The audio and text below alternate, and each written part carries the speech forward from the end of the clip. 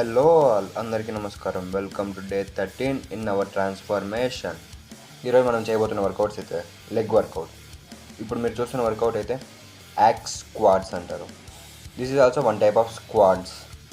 మనం ఏదైతే మెషిన్లో లెగ్ ప్రెస్ చేస్తామో అదే మెషిన్లోని యాక్స్ స్క్వాడ్స్ కూడా చేస్తాం. కాకపోతే సీట్ రీప్లేస్మెంట్ అనేది ఉంటుంది అంతే. మీరు ఇప్పుడు చూస్తున్నారు కదా, ఇదైతే లెగ్ ప్రెస్.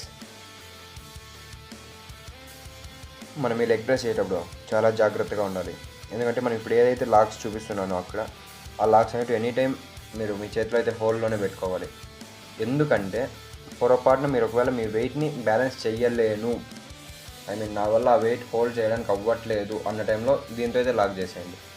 సో ఆ టైంలో మనకి ఇంజ్యూరీ అయ్యే ఛాన్సెస్ అయితే ఉండవు. అందుకే నేను ఇక్కడ ఒకటైతే మెన్షన్ చేయట్లేదు నేను ఎంత వెయిట్స్ వేసుకొని లెగ్ ప్రెస్ చేస్తున్నాను అనేసి. ఎందుకంటే వెయిట్స్ అనేటివి మీ యొక్క బాడీ స్ట్రెంగ్త్ని బట్టి డిపెండ్ అవుతుంది. సో నేను మేబీ ఒక 100 kgs వేసుకోవచ్చు, లేదు 150 kgs వేసుకోవచ్చు. నా లెగ్ స్ట్రెంగ్త్ని బట్టి నేను వేసుకుంటాను. సో మీరు కూడా అదే విధంగా మీ యొక్క లెగ్ స్ట్రెంగ్త్ ఎంత ఉంది అనే దాన్ని చూసి వెయిట్స్ అయితే వేసుకోండి. అండ్ దెన్ ఈ లెగ్ ప్రెస్ చేసేటప్పుడు ఆల్వేస్ ఒకటైతే గుర్తుపెట్టుకోండి, మీ నీ అనేది ఫుల్ స్ట్రైట్ అయితే అవ్వకూడదు. ఇప్పుడు చూస్తున్నారు కదా, ఈ విధంగా కొద్దిగా బెండ్ అనేది అయితే ఉండాలి. While doing leg press, please place your feet parallel to the surface.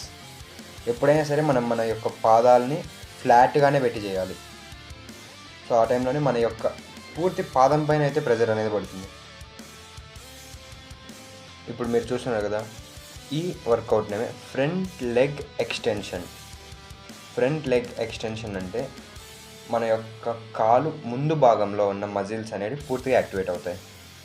So ఆ మజిల్స్ అనేవి మనకి యాక్టివేట్ అయినప్పుడు మన ఫ్రంట్ లెగ్లో కట్స్ అనేవి నీట్గా కనిపిస్తాయి.